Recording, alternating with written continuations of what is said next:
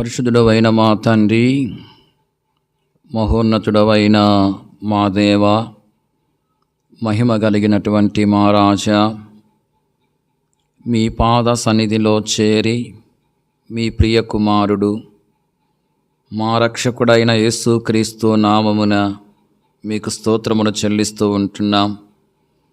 ఇంతవరకు ఈ పరిచర్యలో మీరు మాకు సహాయం చేస్తూ వచ్చిన విధానము కొరకే మీకు స్తోత్రములు.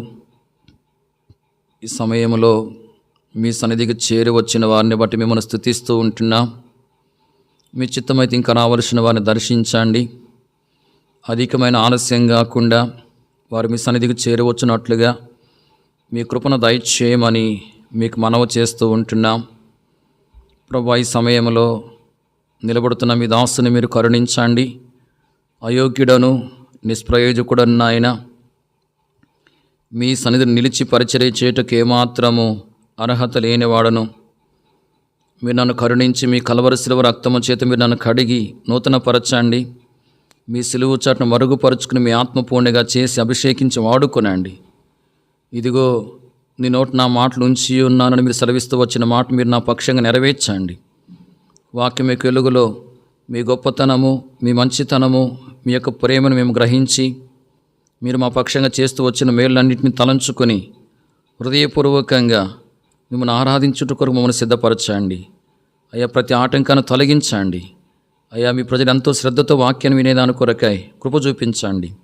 అపవాది క్రియలను లయపరచుటకే దేవుని కుమారుడు ప్రత్యక్షమని నీ వాక్యం రాయబడిన మాట ప్రకారం శత్రుకార్యాలన్నింటినీ మీరు లయపరచమని యేసుక్రీస్తు ప్రభు నామమున ప్రార్థించి స్తుతించి వేడుకొనుచున్నాం తండ్రి, ఆమేన్. పరిశుద్ధ గ్రంథంలో నుండి కీర్తన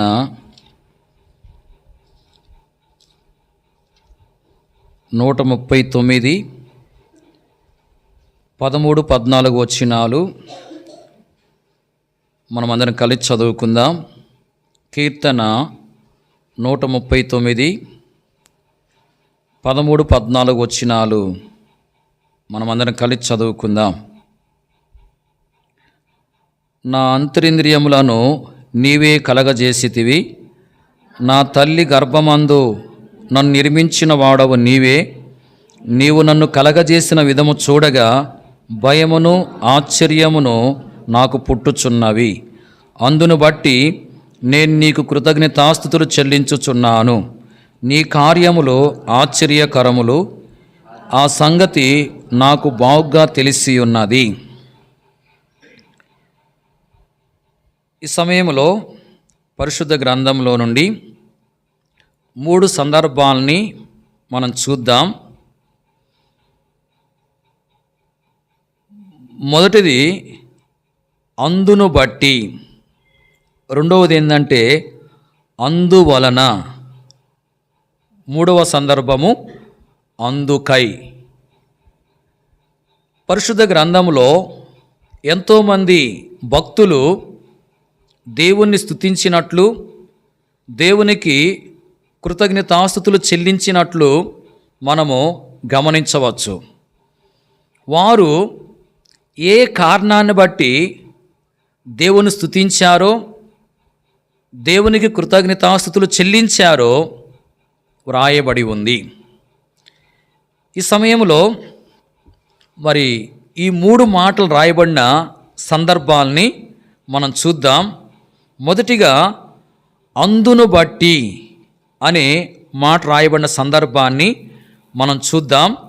కీర్తన 139 14 వచనములో మధ్య భాగంలో మనం చూస్తున్నాం, అందును బట్టి నేను నీకు కృతజ్ఞతాస్తుతులు చెల్లించుచున్నాను అని.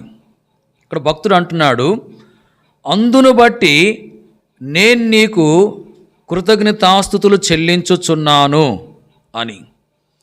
అంటే కీర్తనాకారుడు దేవునికి కృతజ్ఞతాస్తుతులు చెల్లిస్తున్నట్లుగా మనము గమనిస్తూ ఉంటున్నాం.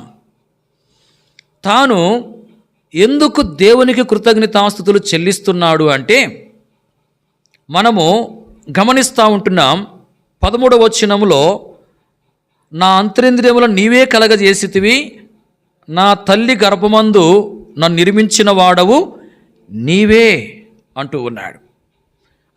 అలాగే 14వ వచనంలో, నీవు నన్ను కలగజేసిన విధము చూడగా భయమును ఆశ్చర్యమును నాకు పుట్టుచున్నవి, అందును బట్టి నేను నీకు కృతజ్ఞతాస్తుతులు చెల్లించుచున్నాను అని భక్తుడు అంటున్నాడు. చూడండి, కలగజేసితివి, నిర్మించిన వాడవు అనే మాటలు ఇక్కడ వ్రాయబడ్డాయి. అంటే దేవుడు కలగజేసిన వాడుగా ఉన్నాడు, నిర్మించినటువంటి వాడుగా ఉన్నాడు. అంటే ఆయన సృష్టికర్త. ఏమై ఉన్నాడు? ఆయన సృష్టికర్త అయి ఉన్నాడు. భక్తుడు అంటున్నాడు, నా అంతరింద్రియములను నీవే కలగజేసితివి అని. అంతేకాదు, నా తల్లి గర్భమందు నన్ను నిర్మించిన వాడవు నీవే అంటూ ఉన్నాడు. అంతేకాదు, నీవు నన్ను కలగజేసిన విధమును చూడగా నాకు భయమును ఆశ్చర్యమును పుట్టుచున్నవి అంటూ ఉన్నాడు.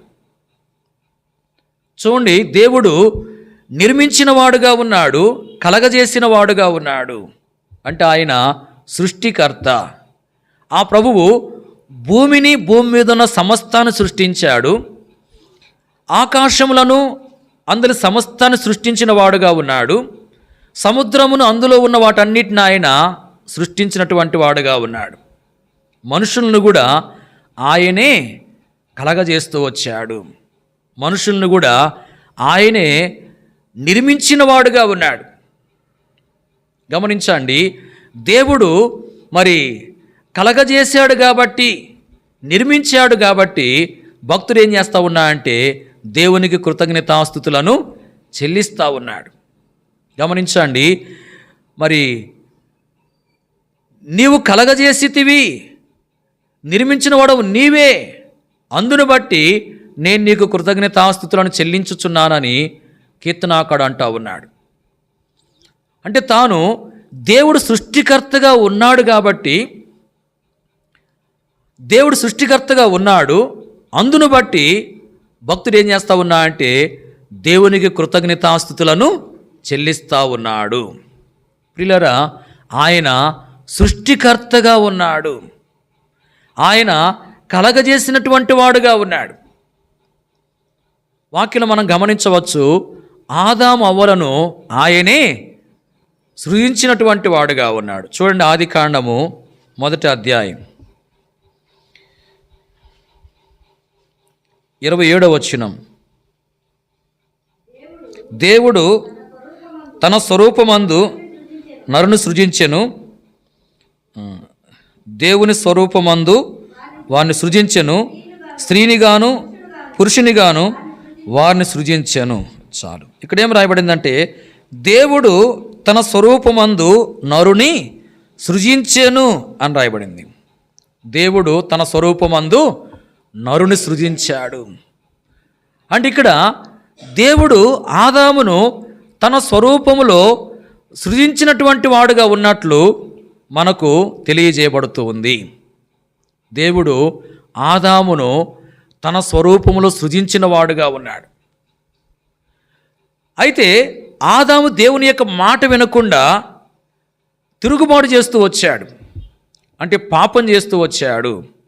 ఆ పాపాన్ని బట్టి మరి ఏం జరుగుతూ వచ్చింది అంటే మనుషుడు మరి దేవుని యొక్క స్వరూపాన్ని కోల్పోతూ వచ్చాడు. దేవుడు తన స్వరూపమందు నరుని సృజించిన వాడుగా ఉన్నాడు. అయితే నరుడు పాపం చేసిన దాన్ని బట్టి ఆ స్వరూపం ఏమైందంటే తొలగిపోతూ వచ్చింది. మనము ఆత్మీయంగా ఆలోచన చేస్తే మరి పాపాన్ని బట్టి మనుషులు మరి దేవుని యొక్క స్వరూపాన్ని కోల్పోయినటువంటి వారుగా ఉన్నారు. దేవుడు మొదట తన స్వరూపములోనే మనుషుని చేశాడు. ఆ మనుషుడు మరి పాపం చేయటం బట్టి ఆ దేవుని యొక్క స్వరూపాన్ని కోల్పోతా వచ్చాడు. ఇలాగున మరి మనుషులందరూ పాపములో ఉండి దేవుని యొక్క స్వరూపాన్ని కోల్పోయినటువంటి స్థితిలో కొనసాగుతూ ఉంటూ ఉన్నారు. ఇలాంటి మానవులను నా ప్రభు ప్రేమించిన వాడుగా ఉన్నాడు. ప్రేమించి మరి ఆయనే మనుషుడిగా ఈ లోకానికి వచ్చాడు. ఆ కలవరి శిలువలో మరి వేలాడుతూ వచ్చాడు.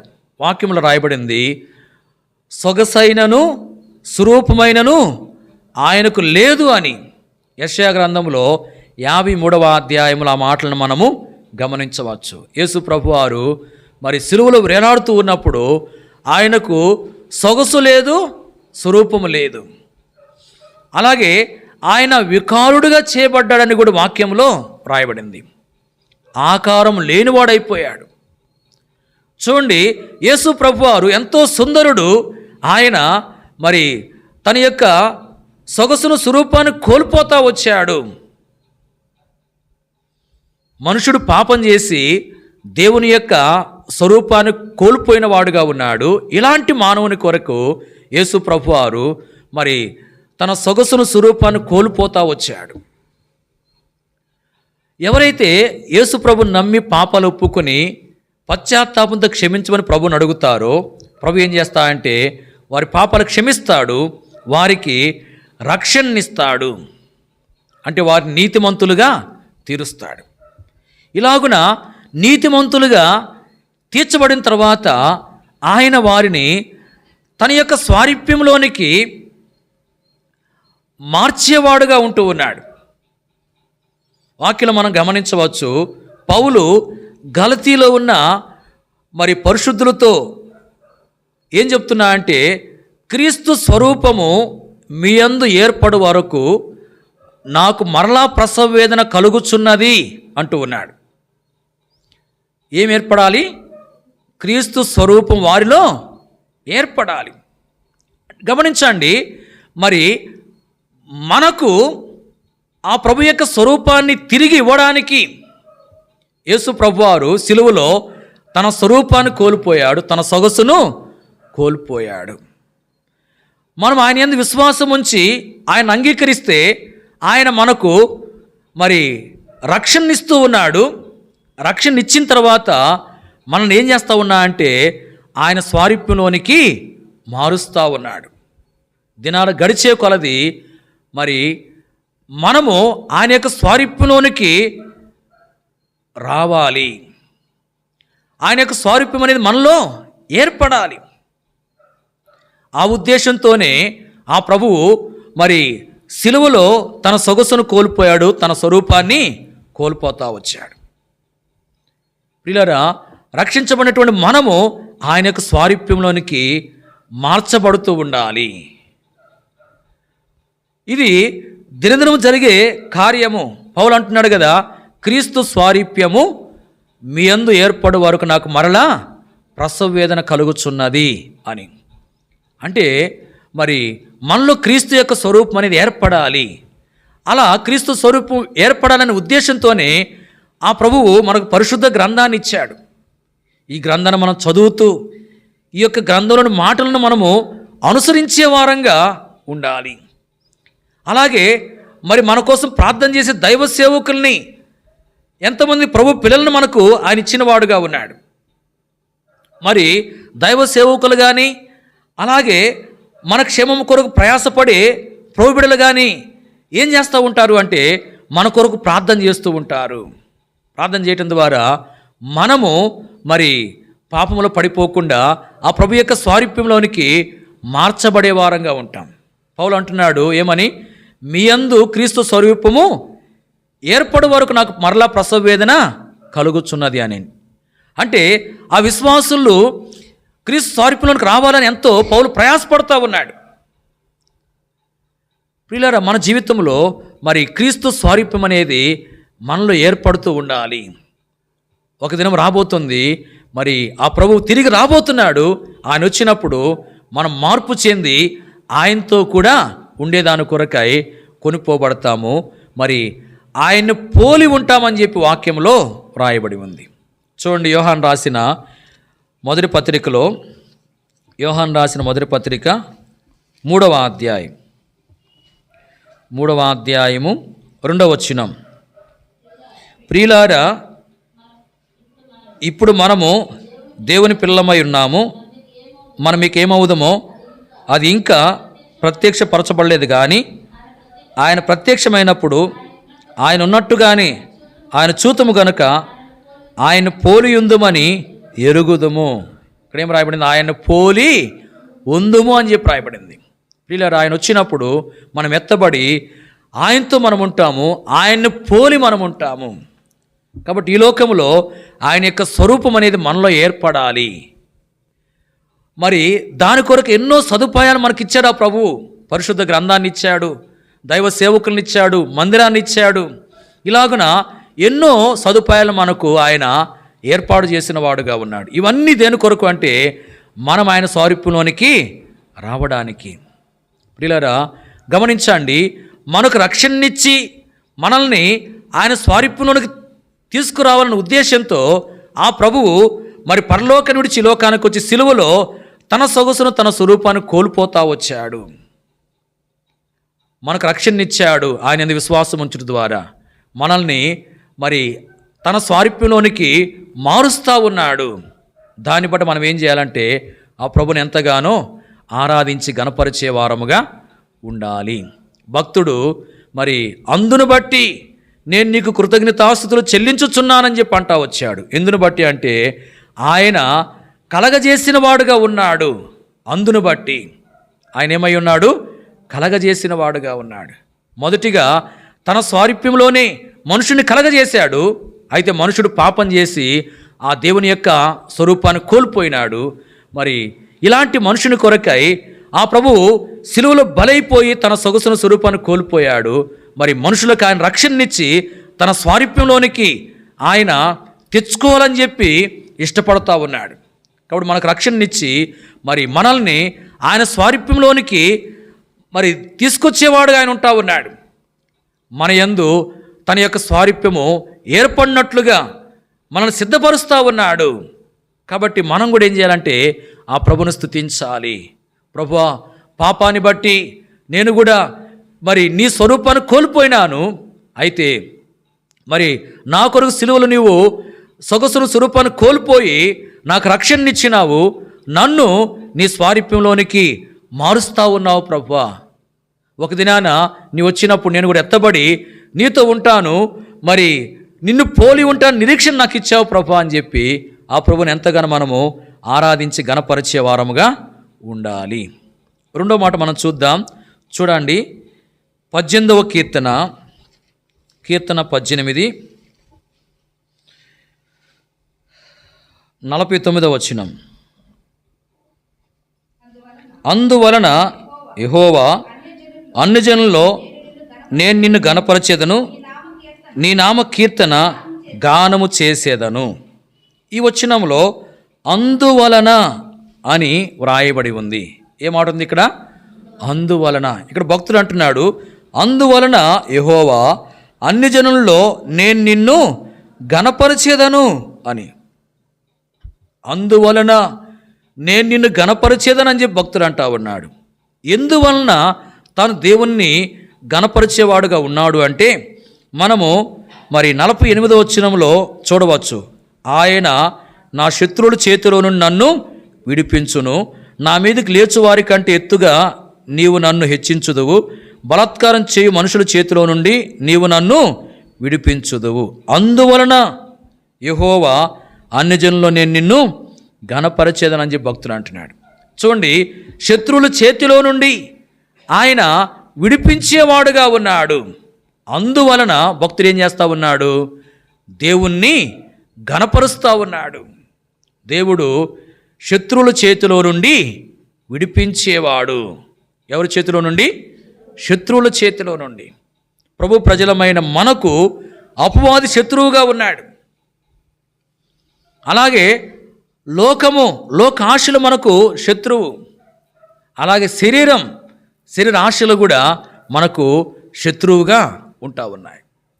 అనేక సార్లు మరి మనము శత్రువు చేతిలో చిక్కిపోతూ ఉన్నాం.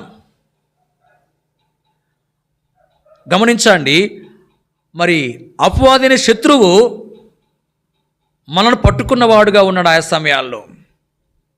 అలాగే లోకం మనల్ని పట్టుకుంటా వచ్చింది. లోకాశల చేత మనము రక్షించబడిన తర్వాత కూడా బంధించబడిన సందర్భాలు లేకపోలేదు. అలాగే శరీరం కూడా మనల్ని పట్టుకుంటా వచ్చింది. ఇలాగనే శత్రువుల చేతిలో మనం చిక్కి నష్టపోతా వచ్చిన సందర్భాలు ఉంటా ఉన్నాయి. శత్రువుల చేతిలో చిక్కినటువంటి మనల్ని ఆయన ఏం చేయలేదంటే విడిచిపెట్టలేదు. గమనించండి, మనము ఆయా సమయాల్లో శత్రువుల చేతిలో చిక్కినటువంటి వారంగా ఉన్నాం. శత్రువు యొక్క చేతిలో చిక్కి నష్టపోతూ వచ్చాం. నష్టపోతూ మరి మన కొరకు మనం ప్రార్థన చేసుకున్నాం. అలాగే మన కొరకు అనేకులు ప్రార్థన చేస్తూ వచ్చారు. ప్రభు తన యొక్క కృపను బట్టి ఏం చేశాయంటే మనం విడిచిపెట్టకుండా ఆ శత్రువుల చేతిలో నుంచి ఏం చేశాయంటే మనల్ని విడిపించిన వాడుగా ఉన్నాడు. అందును బట్టి మనం ఏం చేయాలా? ఆయన ఘనపరచాలి. ప్రభు నా జీవితంలో రక్షించబడిన తర్వాత కూడా మరి ఆయా రకాల శత్రువుల చేతిలో నేను బంధించబడి ఎంతో నష్టపోతా వచ్చాను.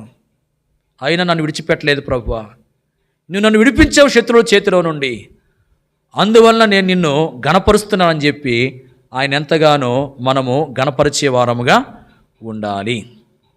అలాగే మూడో మాట మనం చూద్దాం. చూడండి, 30వ కీర్తన మొదటి వచనం. 30వ కీర్తన మొదటి వచనం. యెహోవా నా శత్రువులను నా విషయమై సంతోషింపనీయక నీవు నన్ను ఉద్ధరించి ఉన్నావు, అందుకై నేను నిన్ను కొనియాడుచున్నాను. ఇక్కడ అందుకై అనే మాట రాయబడింది. ఇక్కడ భక్తుడు ఏమంటున్నాడు? అందుకై నేను నిన్ను కొనియాడుచున్నాను అంటున్నాడు. అందుకై నేను నిన్ను కొనియాడుచున్నాను.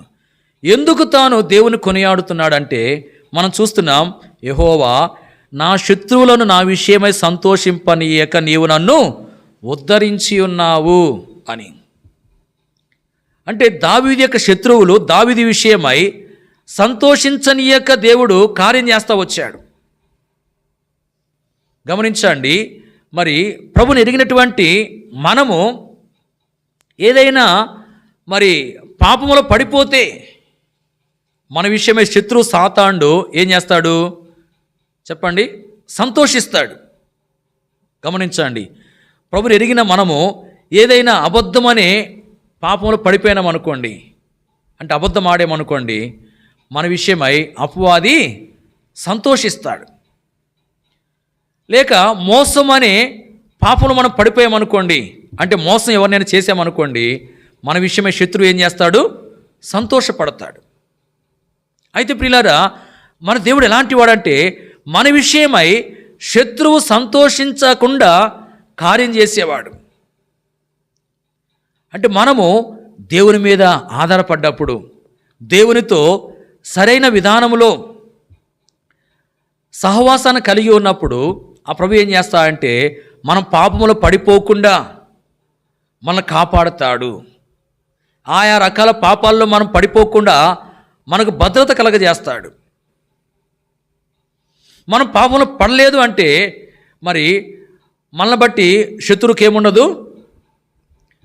గమనించండి, మనల్ని బట్టి శత్రువు సంతోషించలేడు. మనం పాపంలో పడిపోతే శత్రువు సంతోషిస్తాడు. మనం పాపంలో పడకుండా ఉంటే మన విషయమై మరి శత్రువు సంతోషించలేడు. అంటే దేవుడు గమనించండి, మరి మన విషయమై శత్రువు సంతోషించకుండా కార్యం చేసేవాడుగా ఉన్నాడు. మనము పాపమును పడకుండా మనల్ని కాపాడి మన విషయమై శత్రువు సంతోషించకుండా, అపవాది సంతోషించకుండా చేసేవాడుగా ఉన్నాడు. అందును బట్టి మనం ఏం చేయాలంటే ఆ ప్రభుని ఎంతగానో కొనియాడేవారంగా, కీర్తించేవారముగా ఉండాలి. గమనించండి, ఈ సమయంలో మరి 3 విషయాలు చూస్తూ వచ్చాం. మొదటిది, అందును బట్టి నేను నీకు కృతజ్ఞతాస్తులు చెల్లించుచున్నానని భక్తుడు అంటూ వచ్చాడు. ఎందును బట్టి భక్తుడు దేవునికి కృతజ్ఞతాస్తులు చెల్లిస్తున్నా అంటే ఆయన సృష్టికర్తగా ఉన్నాడు కాబట్టి. ఆయన ఏమై ఉన్నాడు? సృష్టికర్తగా ఉన్నాడు. ఆయన మనకు రక్షణనిచ్చి మరి తన స్వారూప్యంలోనికి మనల్ని మారుస్తూ ఉన్నాడు. కాబట్టి మనం ఆయన్ని ఆరాధించాలి. రెండవది, అందువలన నేను నిన్ను గణపరుచున్నానని చెప్పి భక్తుడు అంటా వచ్చాడు. ఎందువలన అంటే శత్రువుల చేతిలో నుంచి ఆయన విడిపించిన వాడుగా ఉన్నాడు కాబట్టి. వీళ్ళ మనల్ని కూడా ఆయన శత్రువుల చేతిలో నుంచి విడిపిస్తూ వచ్చాడు. దాన్ని బట్టి మనం ఆయన్ను గణపరచాలి. మూడవది మనం చూస్తూ వచ్చి అందుకై నేను నిన్ను కొనియాడుచున్నానని చెప్పి భక్తుడు అంటా ఉన్నాడు.